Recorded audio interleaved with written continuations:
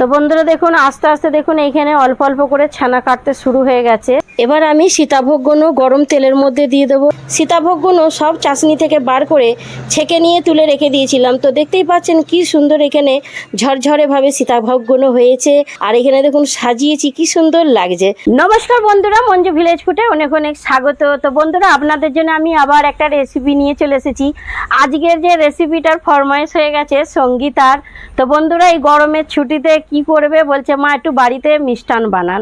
তো আজকে আমি আপনাদেরকে যে মিষ্টানটা বানিয়ে দেখাবো, তো আপনারা তো বর্ধমান জেলার নাম শুনেছেন। তো বর্ধমান জেলাতে ওই রেসিপিটা একদম বিখ্যাত ফেমাস রেসিপি আছে। একবার যদি ওই রেসিপিটা তৈরি করে খাবেন তো বন্ধুরা আপনাদেরকে বর্ধমান জেলাও যেতে হবে না, আর কোনো মিষ্টির দোকানেও যেতে হবে না। আপনারা কম খরচাতে বাড়িতেই তৈরি করে খেতে পারবেন ফুল ফ্যামিলির সাথে। তো বন্ধুরা এইখানে দেখুন আমি এখানে খাঁটি মোষের দুধ নিয়েছি 2 কেজি মতো। তো এই দুধটাকে ছানা কাটাতে হবে। তো চলুন এবার আমি উনুনটাকে জ্বালিয়ে নিই। কড়াইয়ের মধ্যে সামান্য জল দিয়ে দেব। দুধটা এবার কড়াইয়ের মধ্যে দিয়ে দেব।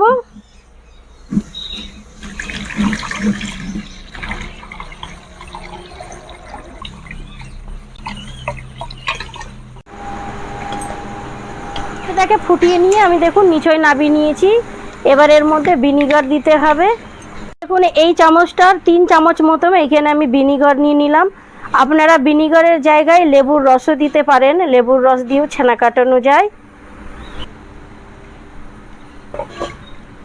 তো বন্ধুরা দেখুন আস্তে আস্তে দেখুন এইখানে অল্প অল্প করে ছানা কাটতে শুরু হয়ে গেছে। তো এটা ভালোভাবে একদম দুধ থেকে পরিষ্কার মতন জল হয়ে যাবে, তখন ছানাটা পুরো রেডি হয়ে যাবে। তো বন্ধুরা দেখুন এবার ছানা পুরো রেডি হয়ে গেছে। এই যে কিছুক্ষণ আর রাখতে হবে, এটা পুরো জলের মতন হয়ে যাবে। এই যে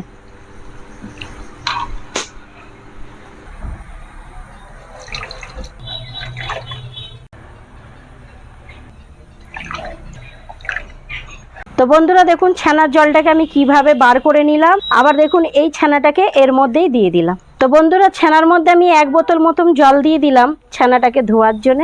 দেখুন এখানে আমি একটা সুতির কাপড় নিয়েছি, কাপড়টা পরিষ্কার। এর মধ্যেই ছানাটাকে জলটা ঝরাতে দিতে হবে।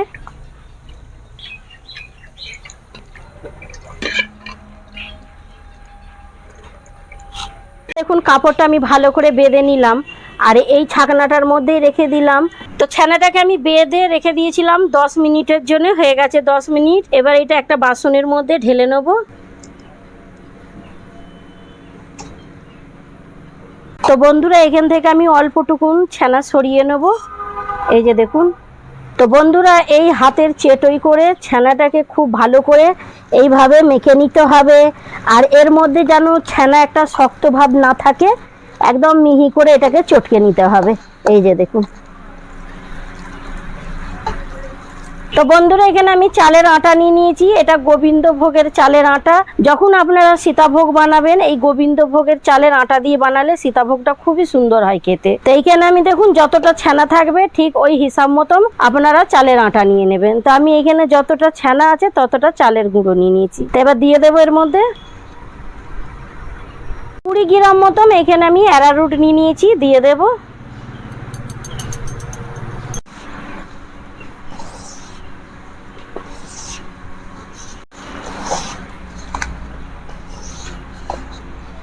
তো বন্ধুরা এর মধ্যে একটু জল লাগবে, জল দিয়ে দিচ্ছি।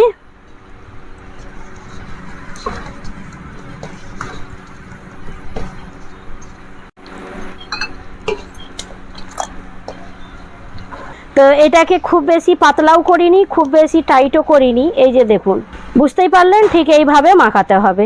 এই যে। তো এবার এটা মাখানো হয়ে গেছে, এবার ঢাকা দিয়ে এটাকে রেখে দেব।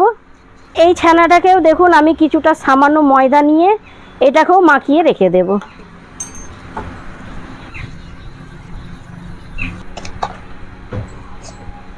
তো বন্ধুরা যখন আপনারা সীতাভোগের জন্য চিনির চাশনি করবেন, তখন একটা বাটি দিয়ে যে কোনো জিনিস দিয়ে আপনারা চিনিটাকে একটু মেপে নেবেন।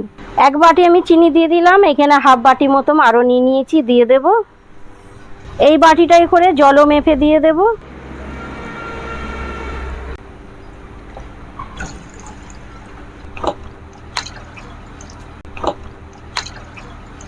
এবারে উনুনের মধ্যে বসিয়ে দিলাম।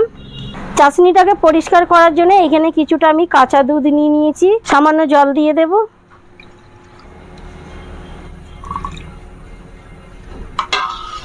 বন্ধুরা দেখুন আমি চাশনির মধ্যে যে দুধটা দিয়েছিলাম, দুধটা দেখুন কিভাবে ফেনা হয়ে কেটে গেছে। তো এর মধ্যে এই চিনির যে নোংরা ময়লাগুলো হয় বন্ধুরা সব বেরিয়ে যাবে। এই যে দেখুন, সামান্য জল চাশনির মধ্যে আরেকটু দিয়ে দেব। তো বন্ধুরা এর মধ্যে যে আরেকটু ময়লা থাকবে ওইটাও সাইড হয়ে যাবে। দেখুন এইভাবে ফুটে ফুটে সাইডে হয়ে গেছে। তো এইগুলোকে আমি আবার বার করে দেব। তো বন্ধুরা চাশনির মধ্যে দেওয়ার জন্য দেখুন এইখানে আমি কিছুটা মশলা নিয়ে নিয়েছি। তো এইখানে আমি দুটো তেজপাতা নিয়ে নিয়েছি, দু টুকরো এখানে আমি দালচিনি নিয়ে নিয়েছি, এইখানে এলাচ নিয়ে নিয়েছি 4টে মতো, আর এখানে দেখুন কটা লবঙ্গ নিয়ে নিয়েছি। তো এইগুলো আমি চাশনির মধ্যে দিয়ে দেবো, আর এই এলাচগুলোর মুখগুলো একটু ফাটিয়ে দিতে হবে। তো বন্ধুরা 30 মিনিট মতন ফুটিয়ে নিলাম তেজ আঁচের মধ্যে। আর এই চাশনিটাকে খুব বেশি মোটাও রাখা যায় না, খুব বেশি পাতলাও রাখা যায় না, একদম মিডিয়াম মতন রাখতে হবে। যে দেখুন এখানে আমি বানিয়ে নিয়েছি। তো চলুন এবার হয়ে গেছে, নামিয়ে নেব। আমি কড়াইয়ের মধ্যে গরম করতে তেল দিয়ে দিয়েছি। এবার এইখানে দেখুন একটা জিনিস নিয়ে নিয়েছি যেটা দিয়ে আমি সীতাভোগ বানাবো। তো এইখানে দেখুন দুটো নিয়েছি। তো এইটা দিয়ে বানালে একটু বড় বড় মোটা মোটা হয় সীতাভোগগুলো, আর এই ছোটটা দিয়ে বানালে একটু পাতলা পাতলা হবে। তো আমি এইটা দিয়েই বানাবো, এইটা দিয়ে বানাবো না। তো এটার ভিতরে দিয়ে দেবো। তো বন্ধুরা এইটা না আমি ফ্লিপকার্ট থেকে অর্ডার করেছিলাম। আপনারাও যদি এটাকে নিতে চান তাহলে এর লিঙ্কটা আমি কমেন্ট বক্সে দিয়ে দেবো, আপনারা গিয়ে নিতে পারেন। তো এর মধ্যে অল্প অল্প করে ভরে দিলাম।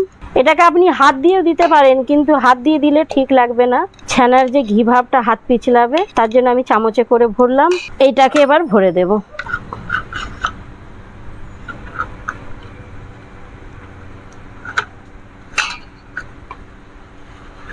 তেলটা গরম হয়েছে কি দেখে নেবো একটু ছানা দিয়ে। তেলটা আরেকটু গরম করতে হবে। এবার আমি সীতাভোগগুলো গরম তেলের মধ্যে দিয়ে দেবো। আর বন্ধুরা একটা কথা বলি, আপনারা যখন তেলের মধ্যে সীতাভোগগুলোকে দেবেন কিন্তু উনুনের আঁচটা একটু তেজ রাখবেন, আর খুব তাড়াতাড়ি এগুলোকে উল্টে পুল্টে ভেজে নিতে হবে। সীতাভোগটা যখন ভাজা যায় তখন ওর কালারটা চেঞ্জ করা যায় না, সীতাভোগটাকে একটু সাদা সাদাই রাখতে হয়। তো উল্টে পাল্টে আমি ভেজে নিলাম, ভেজে নিয়ে বার করে নিলাম, চাশনির মধ্যে দিয়ে দেব। তো এইভাবেই ভরে নিয়ে সব তেলের মধ্যে ভেজে নেবো সীতাভোগগুলোকে।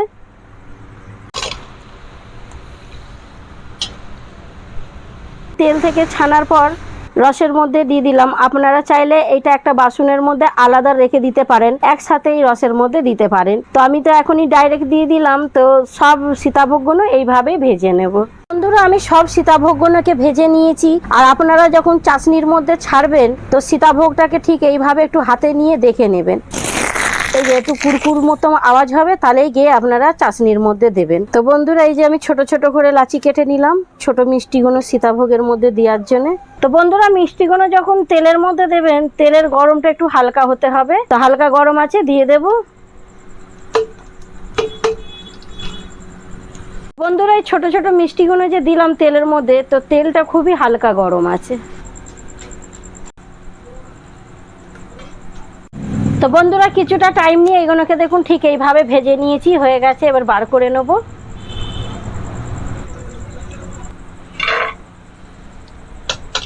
তো বন্ধুরা এই ছোট ছোট মিষ্টিগুলো চাশনির মধ্যে দিয়ে দিয়েছি। তো এটাকে 15 মিনিট মতন চাশনির মধ্যে ছেড়ে দেবেন। তো খুব সুন্দর করে এর ভেতরে রস চলে যাবে। তো এটাকে আমি ছেড়ে দিই এখন। তো বন্ধুরা আপনাদেরকে এক পদ্ধতিতে দেখালাম, যেরকম কি আমি তেলের মধ্যে ভাজলাম দিয়ে ডাইরেক্ট চাশনির মধ্যে দিয়ে দিলাম। তো আপনারা আর এক পদ্ধতিতে করতে পারবেন। তো এই যে দেখুন এইখানে আমি সব সীতাভোগগুলোকে ভেজে একটা বাসনের মধ্যে আলাদা রেখে দিয়েছিলাম। রেখে দেওয়ার পর এইখানে চিনির চাশনিটাকে গরম করে নিয়েছিলাম। গরম করে নেওয়ার পর দেখুন এইখানে আমি সব সীতাভোগগুলো দিয়ে দিলাম, আর ছোট ছোট মিষ্টিগুলোও দিয়ে দিলাম।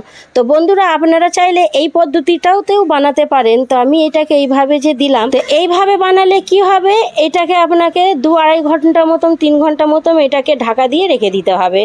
আর কড়াই দিয়ে যদি আপনারা তেল থেকে ছেঁকেই ডাইরেক্ট রসের মধ্যে দিয়ে দিবেন তো ওই সীতাভোগটা তাড়াতাড়ি খেতে পারবেন। তো এই যে বন্ধুরা দেখুন এইখানে আমি 30 মিনিট আগেই সীতাভোগগুলো সব চাশনি থেকে বার করে ছেঁকে নিয়ে তুলে রেখে দিয়েছিলাম। তো দেখতেই পাচ্ছেন কি সুন্দর এখানে ঝরঝরেভাবে সীতাভোগগুলো হয়েছে। আর এখানে দেখুন সাজিয়েছি কি সুন্দর লাগছে। তো বন্ধুরা আপনারাও যদি আমার মতো এইভাবে একটু মেহনত করবেন, দেখবেন বাড়িতেই এইভাবে সীতাভোগ তৈরি করে খেতে পারবেন ফুল ফ্যামিলির সাথে। তো বন্ধুরা এবার আপনার আপনারাও এই রেসিপিটা কবে বানাচ্ছেন তা এটা কমেন্ট করে জানাবেন। তো বন্ধুরা, বর্ধমান জেলার সীতাভোগ তৈরি হয়ে রেডি হয়ে গেছে।